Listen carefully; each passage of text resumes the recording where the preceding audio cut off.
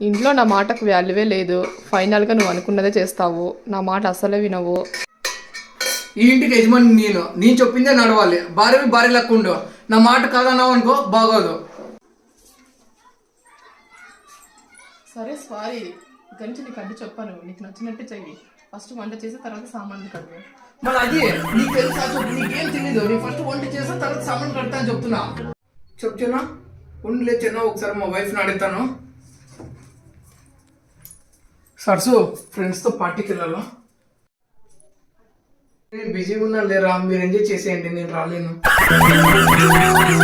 Hi అండి అందరికీ. ప్రతి ఒక్కరు అంటున్నారు మీ ఇద్దరు చాలా ప్రేమగా ఉంటున్నారు, మీ మధ్య అసలు గొడవలే లేవనేసి. నేనైతే మా బావగారి మాటకి చాలా వాల్యూ ఇస్తానండి.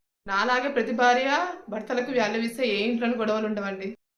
ఒకరి మాటకు ఒకరు వాల్యూ తీసుకుంటే అసలు గొడవ మాట్లాడద్దన్నానుగా, మధ్యలో మాట్లాడద్దన్నానుగా. వీడియో నేను చేయాలని చెప్పానుగా. వీడియో చేయాలని ఇంట్రెస్ట్ పోయిందండి నాకు. చేసుకోపో, నువ్వే వీడియో చేసుకోపో. ఏమైనా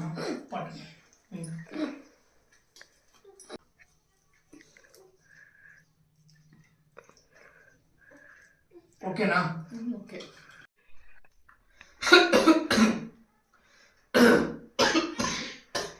ఏ అమ్మాయి తలుచుకుంటా? అది ఎక్కువ వస్తున్నాయి. ఏ అమ్మాయి తలుచుకోవడం ఏంటి సరసు? నేనైతే నీ పక్కనే ఉన్నాను, నేనైతే తలుచుకోవడం లేదు. మరి ఇంకెవరు తలుచుకుంటున్నారు? మొన్న ఇన్స్టాగ్రామ్ లో లైక్ ఒక ఫోటోకి లైక్ కొట్టినావా అమ్మాయా? ఇన్స్టాగ్రామ్ ఏంది, ఫోటో ఏంది, లైక్ ఏంది సరసు? ఏం మాట్లాడుతున్నావు? నువ్వు ఇలాంటి వాడు అనుకోలేదండి. అప్పుడప్పుడు నేను ఎందుకు పుట్టినానా అనిపిస్తుంది సార్.